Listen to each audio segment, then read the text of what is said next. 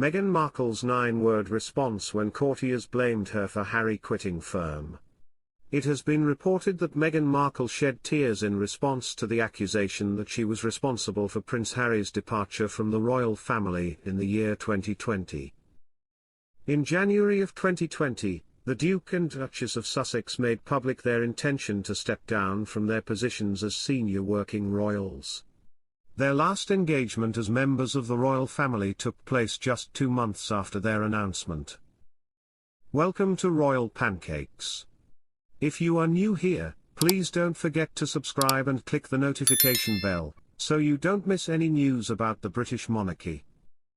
Almost immediately after their departure, the couple relocated to the United States of America with their little kid.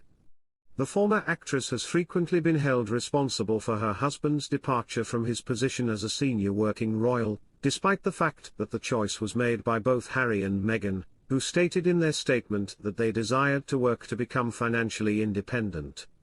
With regard to the book Finding Freedom, which is scheduled to be published in 2020, the author Omid Scobie asserted that Meghan had expressed her feelings on the blame being placed on her during a conversation with a friend. It is reported that Harry and Meghan did not have any input into the book. A statement made by Omid Scobie was published in the Irish Times, stating that the courtiers blame Meghan, and some family do.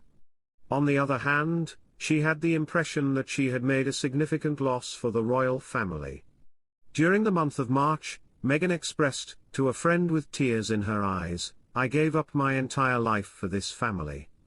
I was ready to help in any way that was required of me. We are, nevertheless, here. It is a real tragedy." One royal author had previously suggested that Meghan's departure from the royal family was a loss for the monarchy. This statement was made in discussion of Meghan's departure. Jane Marguerite Tippett, an author who specializes in royal affairs, stated to 9honey that it was undoubtedly a very delicate scenario, the one that Meghan found herself in. She also claimed that independent Meghan was likely to blame for the decision to step down, adding, "The institution didn't understand how to deal with a woman, not so much who was divorced, but who had had a very independent life, who had had an education, who had lived the first 35 years of her life as someone who called her own shots, called her own story, and they probably didn't come to grips with that in perhaps the most pragmatic way."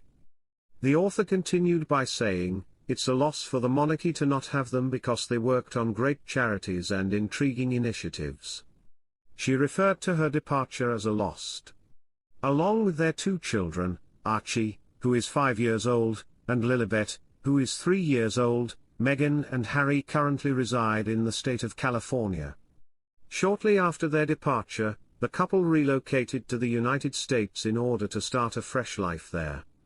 They welcomed their daughter in June of the following year.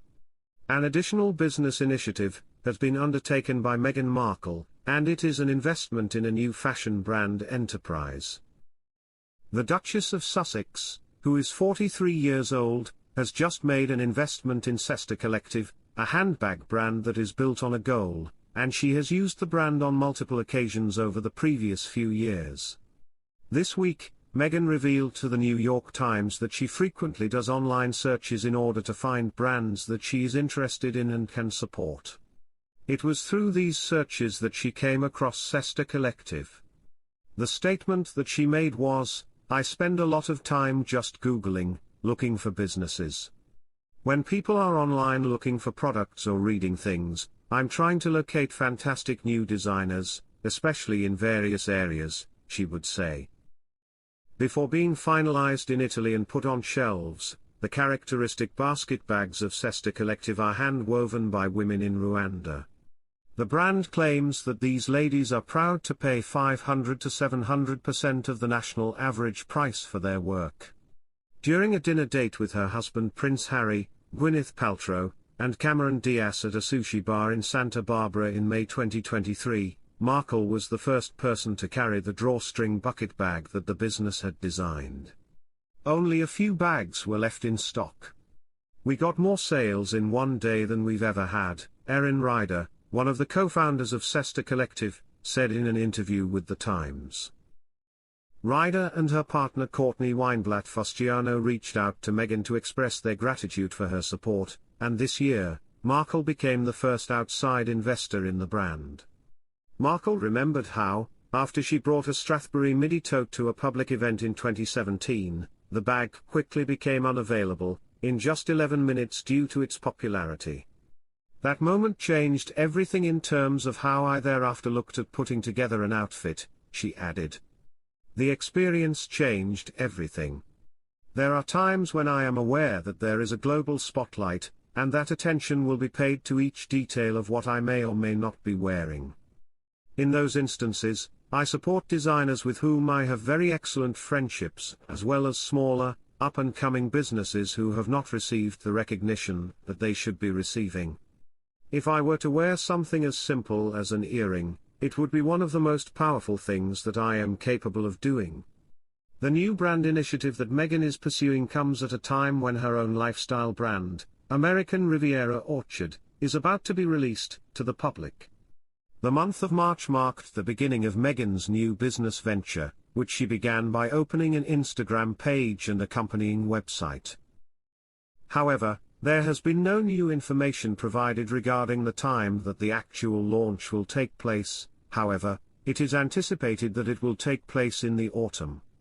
At various points throughout the course of the previous few months, Meghan has teased us with the introduction of 3 products that are anticipated to be offered under her new business. These products are dog biscuits, strawberry jam, and raspberry jam. It has also been rumored that rose wine will be added. Additionally, Meghan has been working on her most recent project with Netflix, which is a cooking show that will highlight the delights of cooking, gardening, entertaining, and friendship. Leah Harrington will serve as the showrunner for the series, and Michael Steed will be the director. The Duchess will be in charge of curating the series. Harrington, the Duchess of Harrington, Chanel Pisnik of Archewell, and Aaron Seidman and Eli Holtzman of IPC will serve as executive producers on the project, which will be produced by the Intellectual Property Division of Sony Pictures Television. Within the next 2 months, a paperback edition of the memoir titled Spare, which was initially published in January 2023, will be re-released and made available for purchase in stores. This information has been disclosed. An extra significant action, on the other hand, demonstrates that tensions are still high between Prince Harry and the royal family. This is demonstrated by the fact that he is remaining silent about the re-release of the book, and he is not beginning the book with a new prologue or express any sorrow.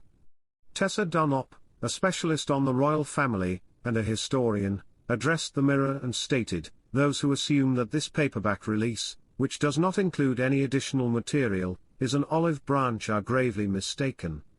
Harry could have taken the initiative and begun with a different prologue, bringing to the forefront his remorse over how things turned out and expressing his good intentions for Kate and the King.